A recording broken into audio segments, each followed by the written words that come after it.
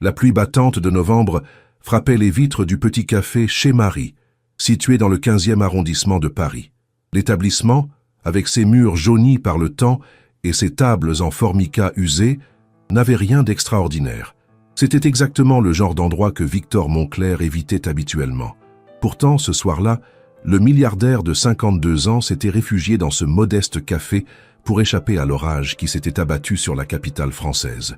Vêtu d'un costume Armani sur mesure à 3 000 € et d'une montre Patek Philippe, qui valait plus que ce que la plupart des gens gagnaient en une année, il détonnait complètement dans ce décor populaire.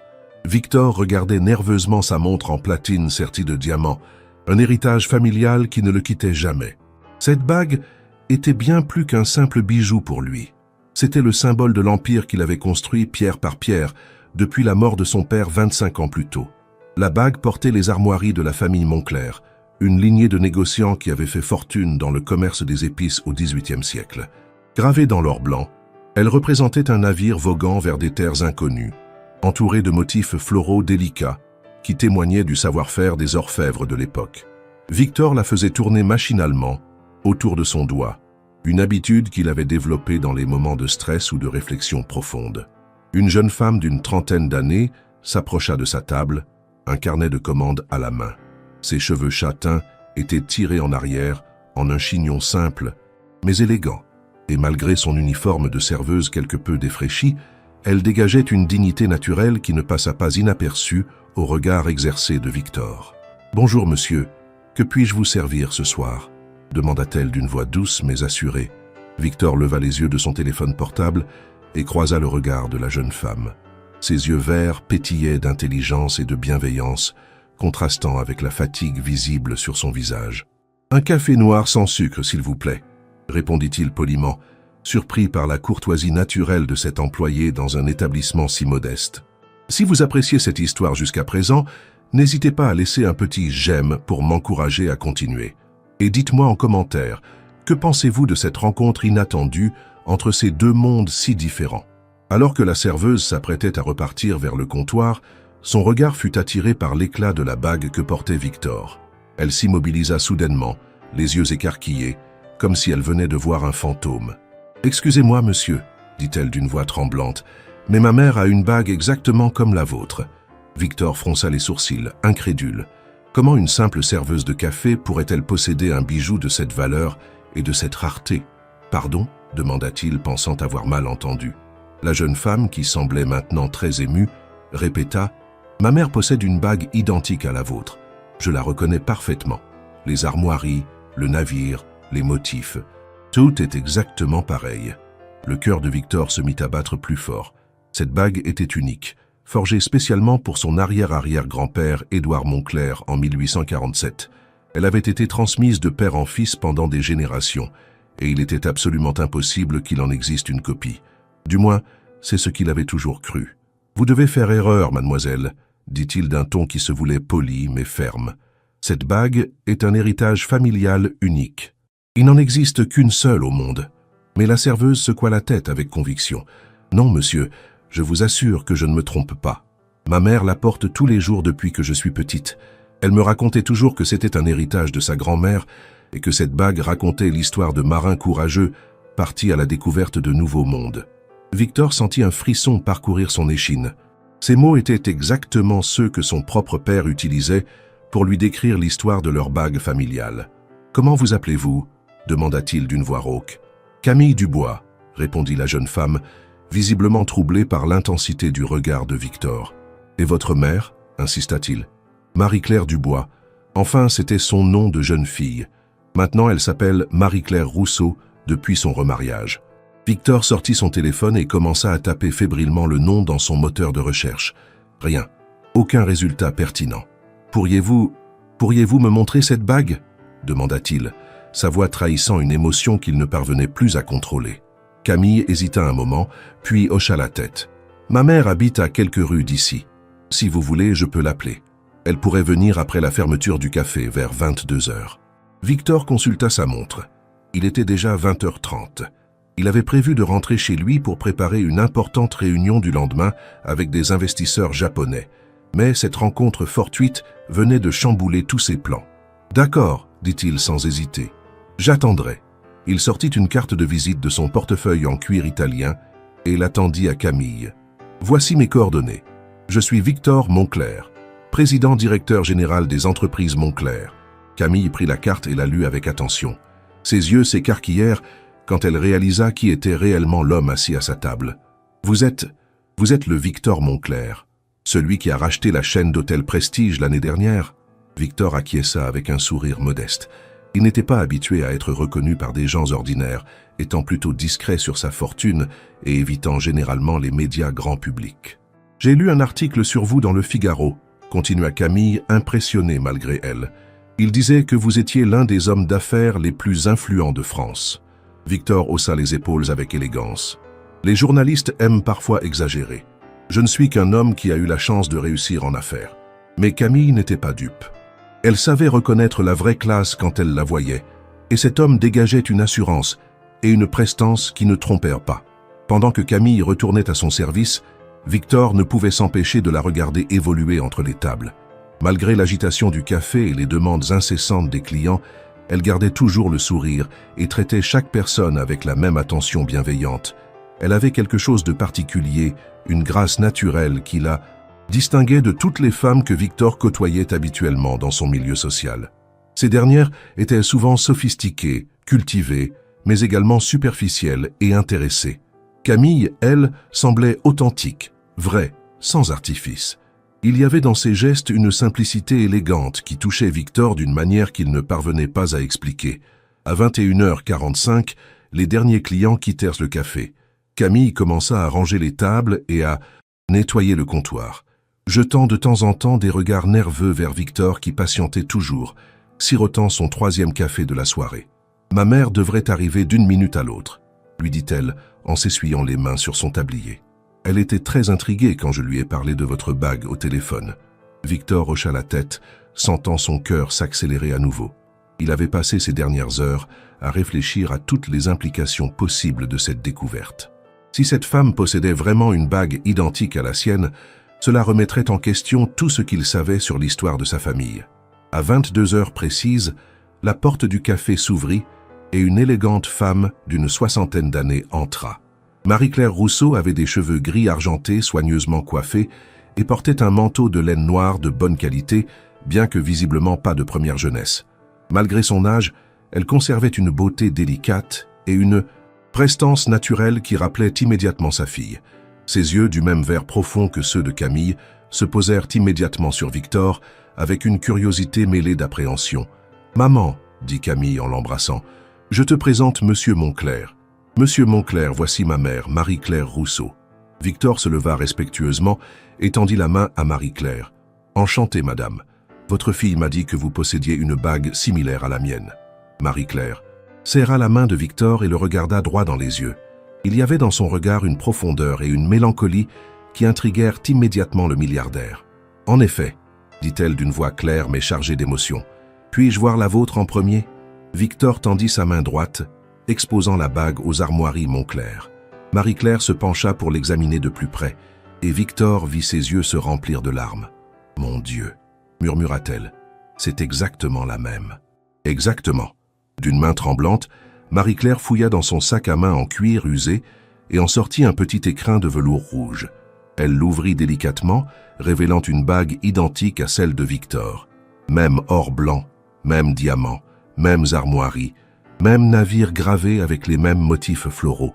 Victor sentit ses jambes se dérober sous lui. « C'est impossible », chuchota-t-il. « Absolument impossible. » Camille regardait alternativement les 2 bagues, bouche bée. « Elles sont parfaitement identiques, » dit-elle dans un souffle. « Comment est-ce possible ?» Marie-Claire s'assit lentement sur une chaise, tenant précieusement la bague entre ses doigts. « Cette bague appartient à ma famille depuis des générations, » dit-elle d'une voix douce mais ferme. « Ma grand-mère me racontait qu'elle avait été forgée pour son arrière-grand-père, Édouard Moncler, en 1847. » Victor faillit tomber de sa chaise. « Édouard Moncler » répéta-t-il, incrédule. « Mais c'était mon arrière-arrière-grand-père. Comment pouvez-vous connaître ce nom ?» Marie-Claire le regarda avec des yeux pleins de tristesse et de secret. « Parce que c'était aussi le mien, monsieur Moncler. Édouard Moncler était également mon arrière-arrière-grand-père. » Le silence qui suivit cette révélation fut assourdissant.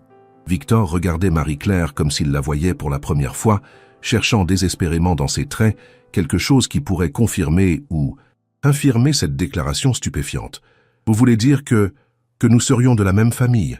demanda-t-il d'une voix blanche. Marie-Claire hocha la tête lentement. « Je le crois, oui, mais l'histoire est complexe, et certains secrets de famille ont été soigneusement cachés pendant des décennies. » Elle prit une profonde inspiration avant de continuer. « Mon arrière-grand-père Charles Moncler était le frère cadet d'Édouard.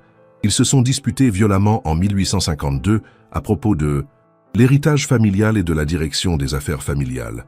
Charles a quitté la France pour l'Amérique, emmenant avec lui sa part de l'héritage, y compris une des 2 bagues que leur père avait fait forger. » Victor écouta ce récit avec une fascination croissante. « Mais je n'ai jamais entendu parler d'un frère de mon arrière-arrière-grand-père, dit-il. Dans tous les documents familiaux que j'ai consultés, Édouard était présenté comme fils unique. » Marie-Claire sourit tristement. « Les familles bourgeoises du XIXe siècle avaient leurs secrets, monsieur Moncler. Quand Charles est parti pour l'Amérique après cette terrible dispute, Édouard a fait en sorte d'effacer toute trace de son existence des archives familiales. Il ne pouvait pas supporter l'idée que son frère ait osé lui tenir tête et remettre en question son autorité d'aîné. » Elle marqua une pause, ses doigts caressant délicatement la bague. Charles s'est installé à Québec, au Canada, où il a refait sa vie. Il a changé son nom en Dubois pour ne plus être associé à la famille Moncler qu'il considérait comme l'ayant renié. « Dubois », répéta Victor lentement. « C'est votre nom de jeune fille. » Marie-Claire acquiesça. « Charles Dubois, anciennement Charles Moncler, était mon arrière-grand-père. Il a épousé une Canadienne française, Marguerite Beaulieu, et ils ont eu 3 enfants. Le plus jeune, mon grand-père Henri, est revenu en France en 1920, après la Première Guerre mondiale. Il avait rencontré ma grand-mère Élisabeth à Paris pendant une permission. » Victor se passa une main dans les cheveux, tentant de digérer toutes ces informations. « Ainsi, selon vous, nous serions cousins au 5e degré ?» Marie-Claire fit un calcul rapide dans sa tête. « Cousins arrière-arrière-petits-enfants, pour être précise. Nos arrière-arrière-grands-pères étaient frères. » Camille, qui avait écouté cet échange en silence, prit enfin la parole. « Cela expliquerait pourquoi j'ai tout de suite reconnu votre bague, » dit-elle à Victor. « Maman m'a toujours dit que notre famille avait du sang noble, mais nous n'avons jamais su exactement d'où venait cette noblesse. » Victor regarda Camille avec des yeux nouveaux. Cette jeune femme si simple, si authentique, qui servait des cafés dans un modeste établissement parisien, était en réalité sa parente. Elle portait le même sang que lui, descendait de la même lignée de négociants et d'aventuriers qui avaient fait fortune en explorant les mers lointaines. « Avez-vous d'autres preuves de cette filiation ?» demanda-t-il à Marie-Claire. Marie-Claire fouilla à nouveau dans son sac et en sortit une vieille photographie en noir et blanc, jaunie par le temps. « Voici Charles Moncler, prise à Québec en 1855, » dit-elle, en tendant la photo à Victor. L'homme sur la photographie avait des traits qui rappelaient étrangement ceux de Victor. Même mâchoire carrée, même regard intense, même port de tête altier. « Mon Dieu !» murmura Victor. « On dirait mon père au même âge. » Il sortit son téléphone et chercha dans ses photos une image de son propre père jeune. La ressemblance était saisissante. Et voici l'acte de naissance de Charles, établi à Paris en 1825, continua Marie-Claire en sortant un document soigneusement plié. Il indique clairement qu'il était le fils de François Moncler et le frère cadet d'Édouard Moncler, né en 1823. Victor examina le document avec attention. Le papier était authentique, les cachets officiels étaient conformes à ceux de l'époque, et l'écriture correspondait aux standards administratifs du XIXe siècle. « Comment avez-vous conservé tous ces documents ?» demanda-t-il impressionné. « Ma grand-mère était une femme très méticuleuse, » expliqua Marie-Claire.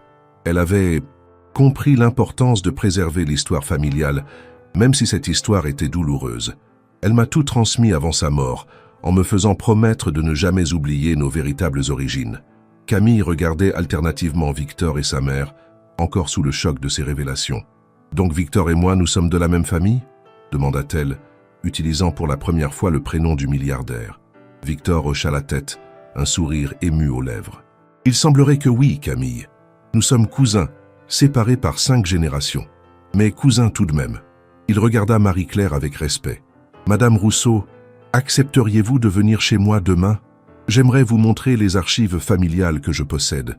Peut-être pourrons-nous reconstituer ensemble l'histoire complète de nos familles. » Marie-Claire accepta avec joie. « Ce serait merveilleux.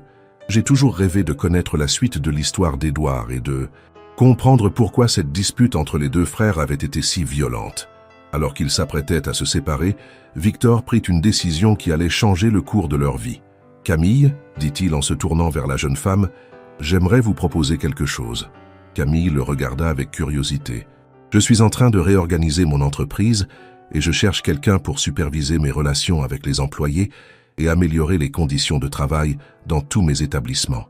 Voudriez-vous accepter ce poste ?» Camille écarquilla les yeux, incrédule. « Mais monsieur Monclerc, je n'ai aucune formation en gestion d'entreprise.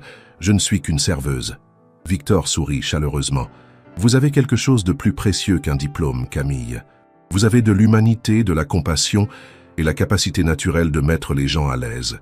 Ce sont exactement les qualités dont j'ai besoin. » Marie-Claire regarda sa fille avec fierté et encouragement. « Accepte, ma chérie, » dit-elle doucement. « C'est une opportunité extraordinaire et je suis sûre que tu feras des merveilles. » Camille réfléchit quelques instants, puis tendit la main à Victor. « D'accord, » dit-elle avec détermination. « J'accepte votre proposition. Mais je veux que vous sachiez que je ne l'accepte pas parce que nous sommes de la même famille, mais parce que je crois sincèrement pouvoir apporter quelque chose à votre entreprise. » Victor serra la main de Camille avec émotion. « Je n'en attendais pas moins de vous. Nous commencerons lundi matin. Je vous ferai visiter tous nos établissements et vous présenterai aux équipes. » Alors qu'ils sortirent du café dans la nuit parisienne, Victor réalisa que cette soirée avait complètement bouleversé sa vision de la vie. Lui qui pensait être seul au monde, sans famille proche depuis la mort de ses parents, venait de découvrir qu'il avait une cousine et une petite cousine. Plus encore, il avait trouvé en Camille quelqu'un qui pourrait l'aider à humaniser son empire commercial et à se reconnecter avec les valeurs authentiques qu'il avait parfois tendance à oublier dans le tourbillon des affaires. « À demain », dit-il en serrant la main de Marie-Claire et en embrassant Camille sur les joues, un geste qu'il n'avait pas fait depuis des années avec quelqu'un qu'il venait de rencontrer. Le lendemain matin, Victor se réveilla dans sa somptueuse propriété de Neuilly-sur-Seine avec une énergie nouvelle. Il avait passé une grande partie de la nuit à fouiller dans les archives familiales stockées dans son bureau, cherchant des indices qui pourraient corroborer les révélations de Marie-Claire. Dans un vieux coffre-fort dissimulé derrière un tableau de maître, il avait découvert des documents qu'il n'avait jamais pris la peine d'examiner attentivement. Des lettres, des contrats, des actes notariés qui remontaient au milieu du XIXe siècle. Parmi ces papiers, il avait trouvé une lettre datée de 1852, écrite de la main d'Édouard Monclerc, dans laquelle ce dernier exprimait sa colère et sa déception envers « mon frère Charles », qui a choisi de tourner le dos à notre famille et à nos traditions. Cette lettre confirmait l'existence de Charles et donnait des détails sur la nature de leur dispute. Apparemment, Charles avait remis en question les méthodes commerciales parfois douteuses d'Édouard, notamment ses relations avec des marchands d'esclaves dans les colonies françaises. Charles, plus idéaliste que son frère aîné, refusait de tirer profit de ce commerce qu'il considérait comme immoral. Cette divergence philosophique avait créé une fracture irréparable entre les deux frères, Charles choisissant finalement l'exil plutôt que de compromettre ses principes. Victor fut troublé par cette découverte. Son ancêtre, celui qu'il avait toujours admiré comme un modèle d'entrepreneur visionnaire, avait donc des zones d'ombre dans son passé. À 10 heures précises, Marie-Claire et Camille arrivèrent à la propriété de Victor. La maison, un hôtel particulier du XVIIIe siècle magnifiquement restauré, les impressionna par son élégance discrète et son raffinement. Victor les accueillit personnellement, chose qu'il ne faisait jamais habituellement, préférant laisser ce soin à son majordome. « Bienvenue chez moi, dit-il chaleureusement. J'espère que vous vous sentirez à l'aise ici. » Il les conduisit dans son bureau, une vaste pièce aux murs couverts de livres anciens et de documents historiques. « J'ai fait quelques découvertes intéressantes cette nuit, » dit-il en leur montrant la lettre d'Édouard. Marie-Claire lut la lettre avec attention, ses yeux s'illuminant au fur et à mesure qu'elle avançait dans sa lecture. « C'est exactement ce que ma grand-mère m'avait raconté, » s'exclama-t-elle. Charles était un homme de principe et il ne supportait pas l'idée de s'enrichir sur le dos de la souffrance humaine. Elle sortit de son sac une autre lettre, écrite de la main de Charles depuis Québec. Dans cette lettre adressée à sa femme Marguerite, Charles explique pourquoi il a quitté la France. Il dit textuellement « Je ne pouvais plus fermer les yeux sur les pratiques de mon frère. L'argent ne vaut rien s'il est gagné au prix de la dignité humaine. Victor fut profondément ému par ces mots. Ils résonnaient en lui d'une manière particulière, car il avait parfois eu des scrupules similaires dans sa propre carrière d'homme d'affaires. « Vous savez, dit Victor après un long silence, je crois que Charles avait raison. J'ai parfois pris des décisions uniquement motivées par le profit, sans me préoccuper suffisamment de leur impact humain. » Il regarda Camille avec intensité. « C'est pour cela que votre arrivée dans mon entreprise est si importante. Vous pourrez m'aider à suivre l'exemple de Charles plutôt que celui d'Édouard. » Camille sourit avec modestie. « Je ferai de mon mieux, Victor. Mais je pense que vous avez déjà une conscience plus développée que vous ne le croyez. Sinon, vous n'auriez pas eu l'idée de créer ce poste pour améliorer les conditions de travail de vos employés. » Les 3 nouveaux parents passèrent le reste de la matinée à reconstituer leur arbre généalogique commun, combinant les documents et souvenirs de chaque famille. Ils découvrirent que Charles avait eu 3 enfants au Canada. Henri, le grand-père de Marie-Claire, Marie-Françoise et Jean-Baptiste. Henri était revenu en France après la guerre, mais ses frères et sœurs étaient restés au Canada et avaient fondé leur propre famille. Cela signifie que nous avons probablement des cousins au Québec, dit Camille avec excitation. Victor prit note mentalement de faire des recherches pour retrouver ces branches canadiennes de la famille. Au cours de l'après-midi, Victor emmena Camille visiter le siège social des entreprises Montclair, un imposant immeuble haussmannien situé près de l'Opéra. En parcourant les différents étages, Camille fut frappée par l'atmosphère tendue qui régnait dans les bureaux. Les employés semblaient stressés, peu communicatifs, et il y avait visiblement un manque de cohésion entre les équipes. « Je comprends maintenant pourquoi vous avez besoin de quelqu'un pour améliorer l'ambiance de travail, » dit-elle à Victor. « Les gens ont l'air malheureux ici. » Victor acquiesça tristement. « Je me suis tellement concentré sur les résultats financiers que j'ai négligé l'aspect humain. C'est exactement l'erreur qu'avait faite Édouard et que Charles avait refusé de commettre. » Camille commença immédiatement à prendre des notes sur les améliorations possibles. Elle suggéra de créer des espaces de détente, d'organiser des réunions d'équipe plus conviviales, d'instaurer un système de reconnaissance du mérite qui ne soit pas uniquement basé sur les chiffres de vente et de mettre en place des formations pour développer le bien-être au travail. « Ces changements demanderont du temps et de l'investissement, » dit-elle à Victor. « Êtes-vous prêt à accepter que la productivité puisse temporairement diminuer pendant que nous réorganisons tout ?» Victor la regarda avec admiration. En quelques heures seulement, elle avait identifié les problèmes principaux et proposé des solutions concrètes. « Faites ce que vous jugez nécessaire, » dit-il sans hésiter. « L'argent n'est pas tout. Je préfère avoir des employés heureux et motivés, même si cela coûte plus cher à court terme. » En fin de journée, Victor, Camille et Marie-Claire dînèrent ensemble dans un restaurant discret du 16e arrondissement. L'atmosphère était détendue et chaleureuse, loin du protocole habituel des repas d'affaires de Victor. Pour la première fois depuis des années, il se sentait véritablement en famille. « J'ai une proposition à vous faire, » dit-il à Marie-Claire pendant le dessert. « J'aimerais vous embaucher comme consultante historique pour mon entreprise. Vous pourriez m'aider à documenter l'histoire complète de nos familles et à créer des archives dignes de ce nom. » Marie-Claire, qui était retraitée depuis peu de son poste d'institutrice, accepta avec enthousiasme. « Ce serait un honneur, dit-elle. J'ai toujours été passionnée d'histoire familiale. » 3 mois plus tard, les changements dans l'entreprise de Victor étaient spectaculaires. Sous la direction de Camille, l'ambiance de travail s'était considérablement améliorée. Elle avait instauré des réunions hebdomadaires où chaque employé pouvait exprimer ses préoccupations et suggestions. Elle avait créé un système de mentorat entre anciens et nouveaux employés, organisé des événements sociaux pour renforcer la cohésion d'équipe, et mis en place un programme de formation continue. La productivité, contrairement aux craintes initiales de Victor, avait en fait augmenté de 15%, les employés étant plus motivés et plus investis dans leur travail. Marie-Claire, de son côté, avait fait des découvertes extraordinaires dans les archives. Elle avait retrouvé la trace de descendants de Charles au Canada et en avait contacté plusieurs. Une véritable reconstitution familiale était en cours avec des échanges réguliers entre les branches françaises et canadiennes de la famille. « Nous organisons une grande réunion familiale à Québec l'année prochaine », annonça-t-elle un soir à Victor et Camille. « Tous les descendants de Charles et d'Édouard seront invités à se rencontrer enfin, après plus d'1 siècle et demi de séparation. » Victor était transformé par cette nouvelle dynamique familiale et professionnelle. L'homme froid et calculateur qu'il avait été pendant des années laissait progressivement place à une personnalité plus humaine et accessible. Ses employés commençaient à le voir différemment, non plus comme un patron distant et intimidant, mais comme quelqu'un qui se souciait réellement de leur bien-être. Cette évolution n'était pas passée inaperçue dans le monde des affaires parisien, où l'on commençait à parler du nouveau Victor Moncler avec curiosité et respect. Un matin de février, alors que Paris était recouvert d'un léger manteau de neige, Victor reçut un appel inattendu dans son bureau. « Monsieur Moncler ?» dit une voix féminine avec un accent québécois prononcé. « Je suis Isabelle Dubois-Moncler, j'appelle de Montréal. Marie-Claire Rousseau m'a donné votre numéro. Je crois que nous sommes de la famille. » Victor sentit son cœur s'emballer.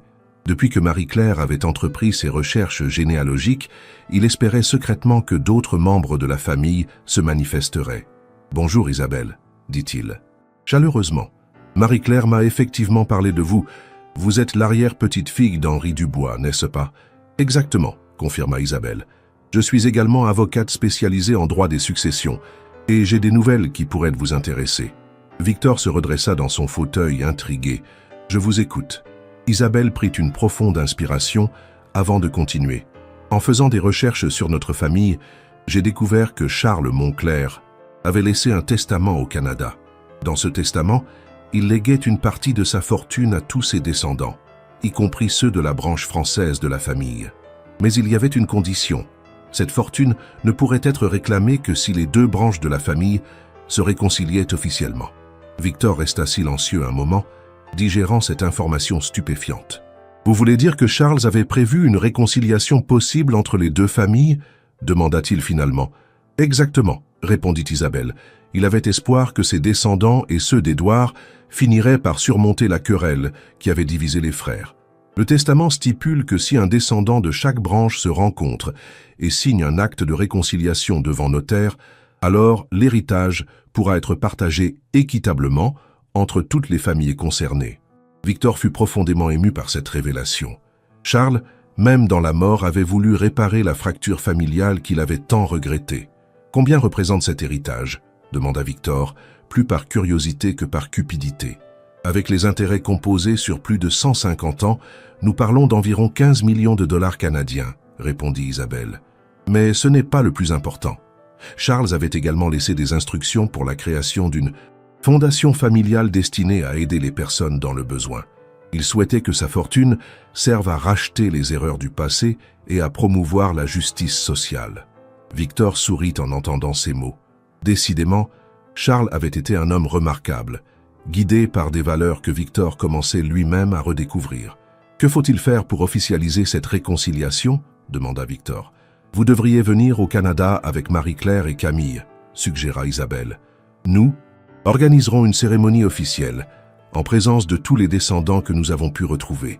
Ce sera l'occasion de signer l'acte de réconciliation et de découvrir ensemble l'héritage spirituel que Charles nous a laissé. » Victor accepta immédiatement. « Nous viendrons dès que possible. Cette réconciliation me tient plus à cœur que vous ne pouvez l'imaginer. » Après avoir raccroché, Victor appela immédiatement Camille et Marie-Claire pour leur annoncer la nouvelle. Toutes deux furent aussi émues et excitées que lui par cette perspective. 2 semaines plus tard, Victor, Camille et Marie-Claire s'envolèrent pour Montréal. C'était le premier voyage que Victor effectuait sans but commercial depuis des années, et il ressentait une excitation d'enfant à l'idée de découvrir le pays où Charles avait refait sa vie. À l'aéroport de Montréal, ils furent accueillis par Isabelle, une femme d'une 40aine d'années, aux cheveux auburn et aux yeux pétillants d'intelligence. « Bienvenue dans la famille », dit-elle en embrassant chaleureusement ses cousins français. « J'ai organisé un dîner ce soir avec tous les descendants de Charles que j'ai pu contacter. Vous allez rencontrer des gens extraordinaires. » Le dîner eut lieu dans une auberge historique du Vieux-Québec. Victor fut impressionné par la diversité et la richesse des personnalités qu'il rencontra. Il y avait Jean-Pierre Dubois, un médecin philanthrope qui dirigeait une clinique gratuite pour les démunis. Sophie Moncler-Beaulieu, une artiste peintre reconnue internationalement. Marc Dubois, un professeur d'université spécialisé en histoire du Canada, et bien d'autres encore. Tous portaient en eux quelque chose de l'idéalisme de Charles, chacun à sa manière. « Notre ancêtre serait fier de voir ce que sont devenus ses descendants, » dit Jean-Pierre en levant son verre. « Nous avons tous hérité de ces valeurs de justice et de compassion. Au cours du repas, Victor apprit des choses fascinantes sur la vie de Charles au Canada. Contrairement à ce qu'il avait imaginé, Charles n'avait pas sombré dans l'amertume après sa rupture avec son frère. Au contraire, il avait utilisé sa fortune pour aider les immigrants français à s'établir au Québec, avait financé la construction d'écoles et d'hôpitaux et s'était investi dans la politique locale pour défendre les droits des plus faibles. Il est devenu une figure respectée de la société québécoise, expliqua Marc Dubois. Il y a même une rue qui porte son nom à Québec. Victor réalisa que Charles avait finalement trouvé un moyen de donner un sens à sa fortune, contrairement à Édouard qui s'était contenté de l'accumuler. Le lendemain, la cérémonie de réconciliation eut lieu dans un cadre solennel mais chaleureux au château Frontenac de Québec. Isabelle avait fait venir un notaire bilingue pour officialiser l'acte de réconciliation entre les deux branches de la famille Monclerc. Victor et Marie-Claire, représentant la branche française, signèrent le document aux côtés de tous les descendants canadiens présents. Par cet acte, déclara solennellement le notaire, nous déclarons officiellement réconciliés les familles d'Édouard et de Charles Monclerc, mettant fin à une querelle vieille de 173 ans. D.I. Applaudissements émus résonnèrent dans la salle, et Victor sentit une émotion profonde l'envahir. Après la signature, Isabelle remit à Victor et Marie-Claire les clés d'un coffre-fort, dans lequel Charles avait déposé ses dernières volontés. À l'intérieur, ils trouvèrent non seulement les documents financiers relatifs à l'héritage, mais aussi une lettre personnelle adressée à mes descendants et à ceux de mon frère Édouard, lorsque la paix sera revenue dans notre famille. Victor lut la lettre. À haute voix, la voix tremblante d'émotion, « Mes chers enfants du futur, si vous lisez ces lignes, c'est que la réconciliation a enfin eu lieu. Je n'ai jamais cessé d'aimer mon frère Édouard, malgré nos différends. J'espère que vous saurez tirer les leçons de nos erreurs et que vous utiliserez l'héritage que je vous laisse pour bâtir un monde plus juste et plus fraternel. » La lettre continuait en détaillant les projets que Charles avait conçus pour sa fortune. Il avait imaginé la création d'une fondation internationale qui porterait le nom des deux frères, la Fondation Édouard et Charles Monclerc pour la justice sociale. Cette fondation devrait financer des projets éducatifs, des programmes d'aide aux démunis et des initiatives de réconciliation dans les familles et les communautés divisées. Votre mission, écrivait Charles, sera de réparer les blessures du passé et de construire des ponts là où il y avait des murs. Victor fut profondément touché par cette vision. Charles avait non seulement pardonné à son frère, mais il avait aussi trouvé un moyen de transformer leur conflit en force positive pour les générations futures. Au cours des jours suivants, la famille élargie visita ensemble les lieux où Charles avait vécu au Québec. Ils se rendirent sur sa tombe, dans le cimetière historique de Sainte-Foy, où une simple pierre tombale portait l'inscription « Charles Monclerc, dit Dubois, 1825-1895, homme de bien et père aimant. » Victor déposa des fleurs sur la tombe et prononça quelques mots de réconciliation posthume. « Charles, au nom de tous les descendants d'Édouard, je vous demande pardon pour l'injustice qui vous a été faite. Vous étiez un homme de principe, et l'histoire vous a donné raison. » Camille, émue aux larmes, ajouta « Nous promettons de continuer votre œuvre et de faire honneur à votre mémoire. » De retour en France, Victor se lança avec passion dans la mise en place de la Fondation Édouard et Charles Monclerc. Il y investit non seulement l'héritage de Charles, mais également une partie importante de sa propre fortune. Camille fut nommée directrice générale de la Fondation, un poste qui correspondait parfaitement à ses qualités humaines et à sa sensibilité sociale. Marie-Claire devint présidente d'honneur, chargée de préserver la mémoire historique de la famille et de transmettre les valeurs de réconciliation aux jeunes générations. La Fondation commença par financer des projets locaux, rénovation d'écoles dans des quartiers défavorisés, bourses d'études pour des jeunes issus de milieux modestes, centres d'accueil pour les sans-abri, programmes de médiation familiale. Mais l'ambition de Victor était plus large. Il voulait que la Fondation devienne un modèle international de réconciliation et de justice sociale. Nous avons vécu nous-mêmes une réconciliation familiale miraculeuse, disait-il souvent dans ses discours. Nous devons maintenant aider d'autres familles, d'autres communautés, d'autres nations à surmonter leurs divisions. L'impact de cette transformation personnelle de Victor se fit rapidement sentir dans son entreprise. Les entreprises Monclerc devinrent un modèle en matière de conditions de travail et de responsabilité sociale. Victor instaura un système de participation aux bénéfices pour tous les employés, créa un fonds de formation continue et s'engagea à n'utiliser que des fournisseurs respectueux de l'environnement et des droits humains. Mon arrière-arrière-grand-père Édouard a bâti cette entreprise sur des bases parfois discutables, expliquait-il. Il est temps de la refonder sur des valeurs plus nobles, celles que défendait Charles. La presse française s'intéressa rapidement à cette transformation spectaculaire de l'un des plus importants hommes d'affaires du pays. Le magazine L'Express publia un long portrait de Victor intitulé « La métamorphose d'un milliardaire », dans lequel il racontait pour la première fois l'histoire de sa réconciliation familiale et de sa rencontre avec Camille. Tout a commencé par une simple remarque d'une serveuse dans un petit café parisien, confiait-il au journaliste. Cette rencontre a changé ma vie plus profondément que tous mes succès commerciaux. L'article eut un retentissement considérable et valut à Victor de nombreuses invitations à témoigner de son expérience. Il accepta de participer à des conférences sur la réconciliation familiale, l'entrepreneuriat responsable et la transformation personnelle.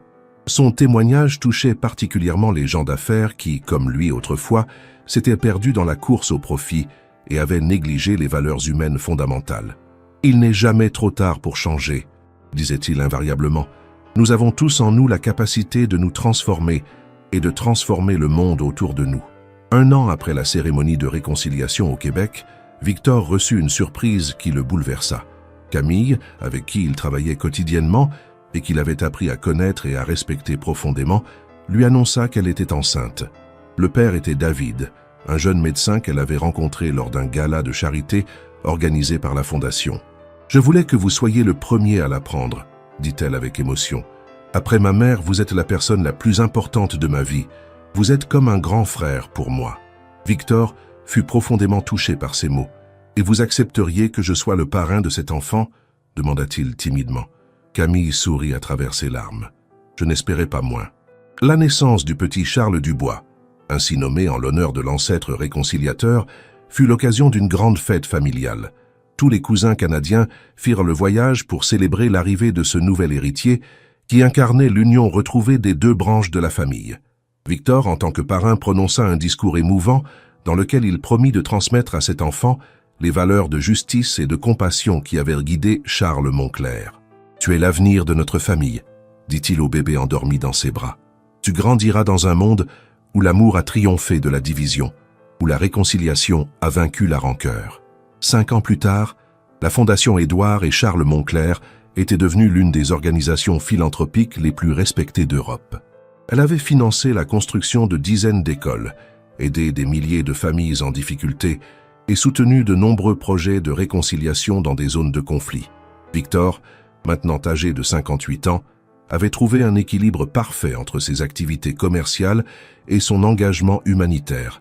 Il était devenu un homme apaisé, entouré d'une famille aimante et uni par des valeurs communes. L'histoire de la réconciliation des Moncler fut même adaptée au cinéma par un réalisateur français renommé. Le film intitulé « Les deux bagues » connut un grand succès et contribua à faire connaître l'importance de la réconciliation familiale et du pardon. Victor, consulté pendant l'écriture du scénario, avait insisté pour que le message principal du film soit l'idée que l'amour et la compréhension peuvent triompher de toutes les divisions, même les plus anciennes et les plus profondes. Au cours d'une interview télévisée, Victor fut interrogé sur les leçons qu'il avait tirées de cette expérience extraordinaire. « J'ai appris que nous ne sommes jamais seuls », répondit-il. « Même quand nous pensons n'avoir plus de famille, il y a toujours quelqu'un quelque part qui partage notre histoire et nos racines. J'ai aussi appris que l'argent n'a de valeur que s'il sert à améliorer la vie des autres. Mais surtout, j'ai découvert qu'il n'est jamais trop tard pour changer, pour devenir la personne que nous sommes vraiment appelés à être. » Le jour de son 60e anniversaire, Victor organisa une grande réception dans sa propriété de Neuilly. Tous les membres de la famille élargie étaient présents. Les cousins canadiens, Marie-Claire qui était devenue comme une mère pour lui, Camille et sa petite famille, et même de nouveaux cousins découverts récemment en Louisiane et en Belgique grâce aux recherches généalogiques continues de Marie-Claire.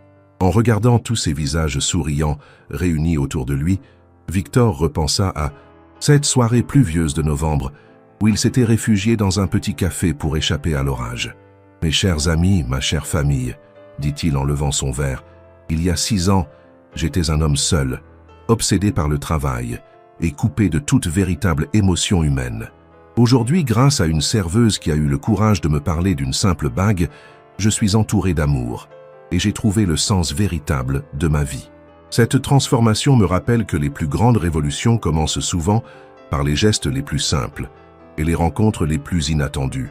Il marqua une pause, ses yeux se posant sur Camille, qui tenait dans ses bras le petit Charles, maintenant âgé de 5 ans. Nous avons appris que l'héritage le plus précieux n'est pas celui qui se compte en euros ou en dollars, mais celui qui se transmet de cœur à cœur, de génération en génération. La soirée se poursuivit dans une atmosphère de bonheur et de complicité. Les enfants jouaient dans le jardin, les adultes échangeaient des souvenirs et des projets d'avenir, et Victor se sentait profondément heureux d'avoir retrouvé cette chaleur familiale qu'il avait cru perdue à jamais. Vers minuit, alors que les derniers invités prenaient congé, Camille s'approcha de lui avec un sourire mystérieux. « J'ai une dernière surprise pour vous, Victor », dit-elle en lui tendant un petit paquet élégamment emballé. Victor ouvrit le paquet avec curiosité et découvrit un livre relié en cuir, portant le titre « L'histoire de la famille Moncler-Dubois, de la division à la réconciliation ». C'est Marie-Claire qui l'a écrit avec l'aide d'Isabelle, expliqua Camille. Elle a consigné toute notre histoire, depuis les origines jusqu'à aujourd'hui. C'est notre cadeau pour votre anniversaire et notre testament pour les générations futures. Victor feuilleta le livre avec émotion, découvrant des photos, des documents, des témoignages de tous les membres de la famille. La dernière page portait une dédicace collective. À Victor, l'homme qui a su ouvrir son cœur et transformer une rencontre fortuite en miracle familial, avec toute notre affection et notre reconnaissance. Cette nuit-là, Victor ne put s'endormir immédiatement. Il relisait le livre de Marie-Claire, s'émerveillant de voir comment une simple dispute entre deux frères au XIXe siècle avait pu engendrer une si belle histoire de réconciliation au XXIe siècle. Il pensait à Charles, cet ancêtre qu'il n'avait jamais connu, mais qui était devenu son modèle et son inspiration. Il pensait à Édouard aussi, et il se demandait si ce dernier aurait approuvé la transformation de son héritier et de son entreprise. Au petit matin, Victor prit une décision qui allait marquer la fin de cette extraordinaire aventure familiale. Il décida de léguer la totalité de sa fortune à la Fondation Édouard et Charles Moncler, conservant pour lui-même uniquement de quoi vivre confortablement sans ostentation. L'argent n'a jamais été un but en soi, confia-t-il à son notaire quelques jours plus tard. Il n'était qu'un moyen de construire quelque chose de plus grand que moi. Maintenant que j'ai trouvé ma vraie famille et ma vraie mission, je peux partir sereinement en sachant que mon héritage sera entre de bonnes mains.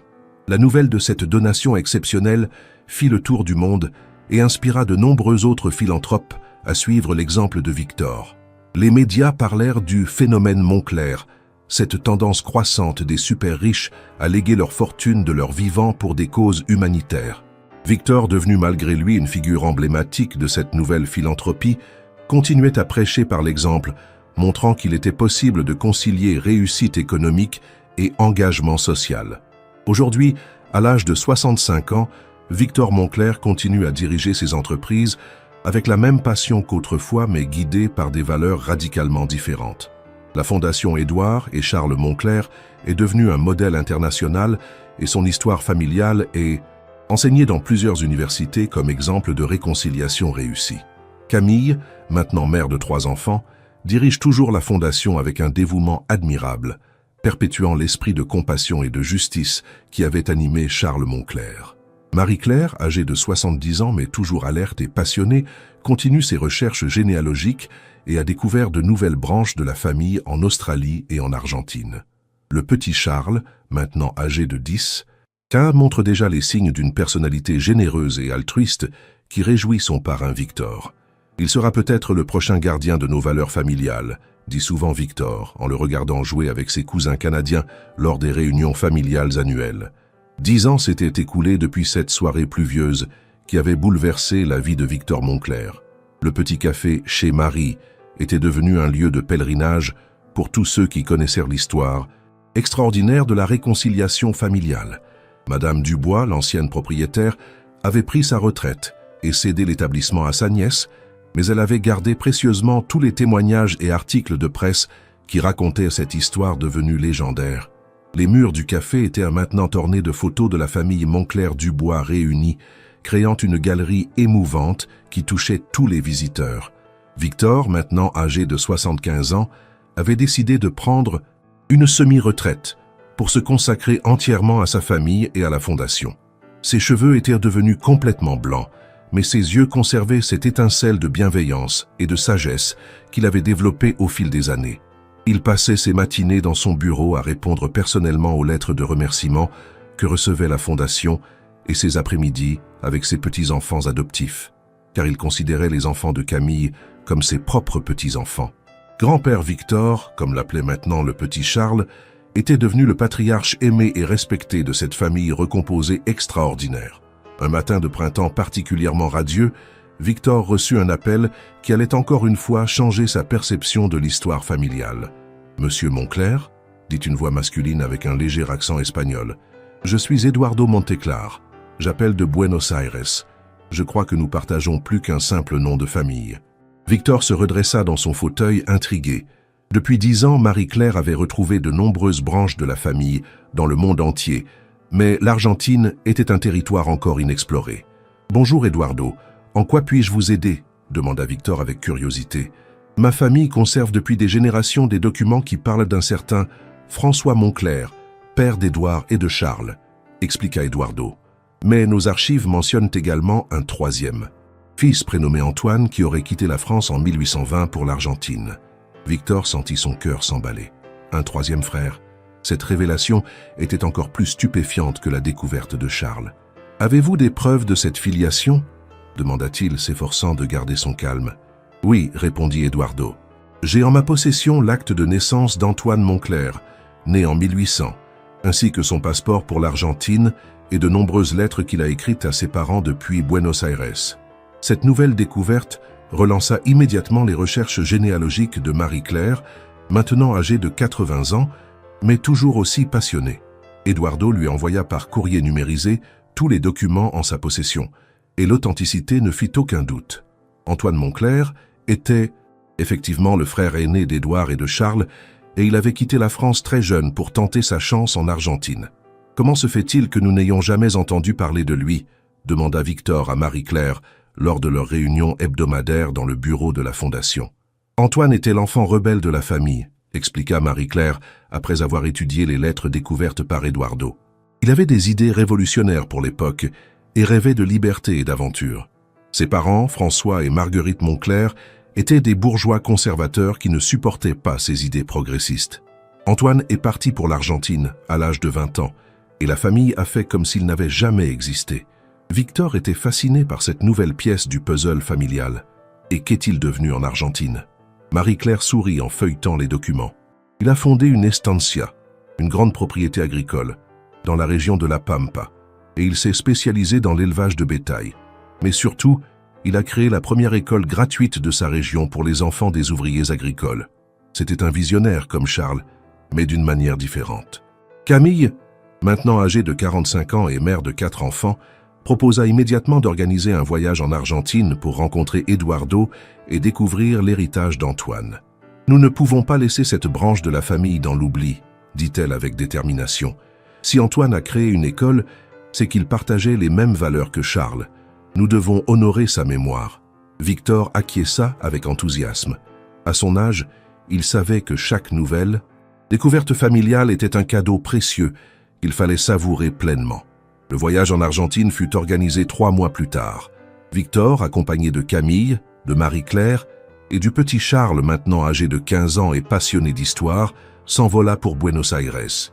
Eduardo les accueillit à l'aéroport avec une délégation impressionnante de cousins argentins, tous descendants d'Antoine. La ressemblance familiale était frappante.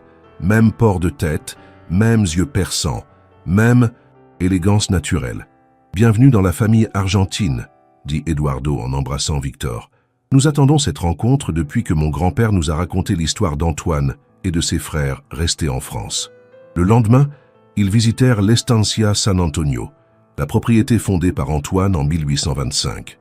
La maison principale, construite dans le style colonial espagnol, avait été magnifiquement préservée par les descendants d'Antoine. Dans le salon d'honneur, un portrait d'Antoine trônait au-dessus de la cheminée. Victor fut saisi par la ressemblance. Antoine avait les mêmes traits que son père, la même expression déterminée, mais ses yeux reflétaient une douceur et une humanité qui rappelaient Charles. Il était très aimé dans la région, expliqua Eduardo. Les gens l'appelaient Don Antonio el Bueno, Don Antonio le Bon. La visite de l'école fondée par Antoine fut particulièrement émouvante. L'établissement, agrandi au fil des décennies, accueillait maintenant plus de 1000 élèves et était devenu l'une des meilleures écoles publiques de la province. Dans la cour d'honneur, une statue d'Antoine rappelait son rôle de fondateur avec une inscription en espagnol et en français « Antoine Moncler, 1800-1878 », homme de vision qui croyait que l'éducation était le plus beau cadeau qu'on puisse offrir aux enfants. Victor déposa une gerbe de fleurs au pied de la statue et prononça quelques mots émouvants. « Antoine, au nom de toute notre famille retrouvée, nous vous remercions d'avoir montré la voie. Vos descendants français, canadiens et argentins continuez votre œuvre. » Eduardo révéla alors une surprise qu'il avait gardée pour la fin de la visite. Antoine a laissé lui aussi un testament spécial, dit-il en conduisant Victor et sa famille vers la bibliothèque de l'Estancia. Comme Charles au Canada, il avait prévu la possibilité d'une réconciliation familiale. Dans un coffre-fort ancien, Eduardo sortit un document rédigé en français et en espagnol, daté de 1875. Antoine lègue la moitié de sa fortune à ses descendants directs et l'autre moitié à tous les descendants de ses frères Édouard et Charles, à condition qu'ils se réunissent un jour pour honorer sa mémoire et poursuivre son œuvre éducative. La fortune d'Antoine, accumulée sur plus d'un siècle et demi, représentait une somme considérable. Mais comme pour l'héritage de Charles, l'argent n'était pas l'essentiel. Antoine avait joint à son testament une lettre bouleversante. « Mes chers frères Édouard et Charles, si nos descendants lisent ces lignes, c'est que l'amour familial a triomphé de nos disputes d'autrefois. Je n'ai jamais cessé de vous aimer, malgré l'océan qui nous séparait. J'espère que nos enfants sauront faire mieux que nous et qu'ils uniront leurs forces pour bâtir un monde meilleur. » Victor pleura en lisant ces mots. Les trois frères Moncler, séparés par l'orgueil et les malentendus, avaient tous trois gardé l'espoir d'une réconciliation posthume. Cette découverte donna naissance à un nouveau projet ambitieux, la création du réseau éducatif Moncler, qui relierait l'école d'Antoine en Argentine, les écoles financées par la Fondation en France et au Canada, et de nouveaux établissements à créer dans d'autres pays. « Nous allons réaliser le rêve d'Antoine », déclara Camille lors d'une conférence de presse organisée à Buenos Aires. L'éducation sera notre façon d'honorer la mémoire des trois frères et de transmettre leurs valeurs aux générations futures. Le projet fut accueilli avec enthousiasme par les gouvernements français, canadiens et argentins, qui s'engagèrent à soutenir cette initiative internationale d'éducation. Le séjour en Argentine se prolongea de 2 semaines supplémentaires pour permettre à Victor de faire connaissance avec tous ses nouveaux cousins. Il découvrit une famille nombreuse et unie, fière de ses origines françaises mais parfaitement intégrée à la culture argentine. Certains descendants d'Antoine étaient devenus des personnalités importantes. Un ambassadeur, une célèbre danseuse de tango, un écrivain reconnu, plusieurs médecins et enseignants. Tous portaient en eux quelque chose de l'idéalisme de leurs ancêtres. Antoine serait fier de voir ce que sont devenus ses descendants, dit Victor lors du grand dîner d'adieu organisé à l'Estancia. De retour en France, Victor se lança avec une énergie renouvelée dans l'organisation de la première Réunion mondiale de la famille Moncler. L'événement était prévu pour l'année suivante, dans le château de Fontainebleau, et devait rassembler tous les descendants des trois frères, découverts dans le monde entier. Les invitations furent envoyées aux familles de France, du Canada, d'Argentine et aussi à celles découvertes récemment en Louisiane, en Belgique, en Australie et même au Japon, où un descendant d'Antoine avait émigré au début du XXe siècle. La préparation de cet événement historique mobilisa toutes les énergies. Camille coordonnait les aspects logistiques, Marie-Claire travaillait sur l'exposition généalogique qui retracerait l'histoire complète de la famille, et Victor s'occupait personnellement d'accueillir chaque famille et de financer les voyages de ceux qui n'avaient pas les moyens de faire le déplacement. Cette réunion ne doit exclure personne, insistait-il. Riche ou pauvre, célèbre ou anonyme, nous sommes tous égaux devant notre héritage familial. Le jour J arriva enfin. Plus de 300 descendants des frères Moncler se retrouvèrent dans les jardins du château de Fontainebleau par une magnifique journée de septembre. Victor, malgré son grand âge, était rayonnant de bonheur en voyant cette marée humaine qui représentait l'aboutissement de 15 années de recherche et de réconciliation. Les enfants couraient entre les adultes. Les langues se mélangeaient, français, anglais, espagnol et même quelques mots de japonais. Mais l'émotion était universelle. La cérémonie d'ouverture eut lieu dans la cour d'honneur du château. Victor, entouré de Camille, Marie-Claire, Isabelle venue du Canada et Eduardo d'Argentine, prononça un discours qui restera gravé dans la mémoire familiale. Mes chers cousins du monde entier, nous voici réunis aujourd'hui pour célébrer non pas nos différences, mais ce qui nous unit. Nous sommes les héritiers de 3 hommes extraordinaires qui ont eu le courage de quitter leur terre natale pour suivre leurs convictions. Édouard, Charles et Antoine nous ont légué plus que de l'argent.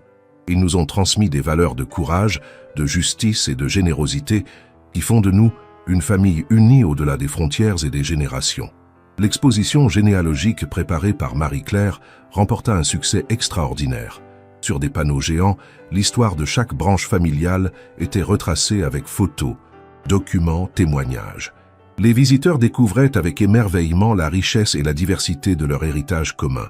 Certains apprenaient de l'existence de cousins qu'ils n'auraient jamais imaginé avoir, d'autres retrouvaient des pièces manquantes de leur histoire familiale. « C'est magique », disait une arrière-petite-fille de Charles venue de Vancouver. « Je comprends maintenant d'où viennent certains traits de caractère de ma famille. » Le point culminant de la réunion fut la signature d'une charte familiale Moncler par tous les descendants présents. Ce document, rédigé collectivement au cours des mois précédents, engageait toutes les branches de la famille à perpétuer les valeurs d'éducation, de justice sociale et de réconciliation qui avaient animé les 3 frères fondateurs. Nous, descendants d'Édouard, Charles et Antoine Moncler, proclamait la charte, nous engageons solennellement à transmettre à nos enfants et petits-enfants l'amour de la famille, le respect des différences et la conviction que l'éducation est la clé d'un monde meilleur.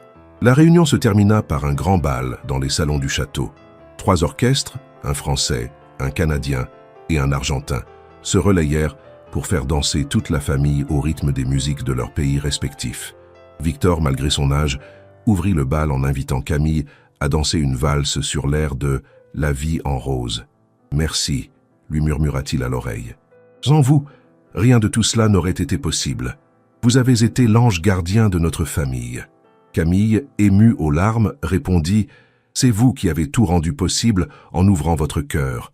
Vous nous avez appris que l'amour peut déplacer des montagnes. » 2 ans plus tard, Victor Moncler s'éteignit paisiblement dans son sommeil, entouré de toute sa famille adoptive. Il avait 80 ans et pouvait partir serein. Son héritage était entre de bonnes mains. Les obsèques furent grandioses, avec des représentants de toutes les branches de la famille venus du monde entier pour lui rendre un dernier hommage. Le cortège funèbre passa symboliquement devant le petit café chez Marie, où tout avait commencé, et une minute de silence fut observée devant l'établissement qui avait changé le cours de l'histoire familiale. Victor fut inhumé dans le caveau familial du Père Lachaise, aux côtés de ses parents. Sa tombe porte une inscription simple mais émouvante. Victor Moncler, 1965-2045, homme d'affaires devenu homme de cœur, qui a prouvé qu'il n'est jamais trop tard pour retrouver sa famille et ses valeurs. Mais son véritable monument est la fondation qui porte son nom et celui de ses ancêtres, et qui continue à œuvrer dans le monde entier pour l'éducation et la justice sociale. Camille, héritière spirituelle de Victor, prit la tête de l'Empire Moncler avec la même philosophie humaniste que son mentor. Sous sa direction, l'entreprise continua à prospérer tout en maintenant ses engagements sociaux et environnementaux.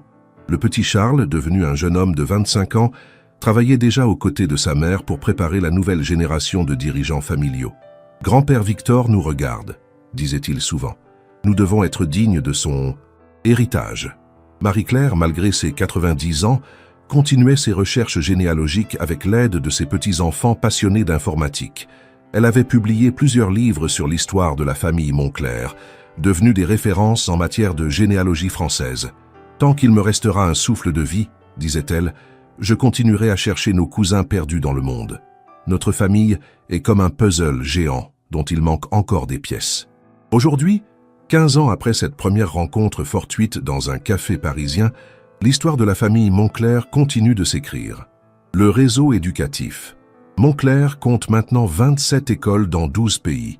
La Fondation Édouard et Charles Moncler a aidé plus de 100 000 familles en difficulté, et la Réunion familiale mondiale est devenue un événement bisannuel qui rassemble désormais plus de 1000 descendants répartis sur tous les continents.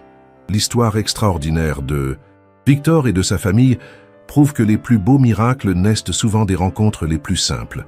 Une serveuse qui reconnaît une bague, quelques mots échangés dans un modeste café, et voilà que se déroule une saga familiale qui dépasse tout ce qu'on pourrait imaginer. Cette histoire nous rappelle que nous ne sommes jamais vraiment seuls, que quelque part dans le monde, des gens partagent notre histoire et nos racines, et qu'il suffit parfois d'un regard attentif et d'un cœur ouvert pour découvrir les trésors cachés de notre existence.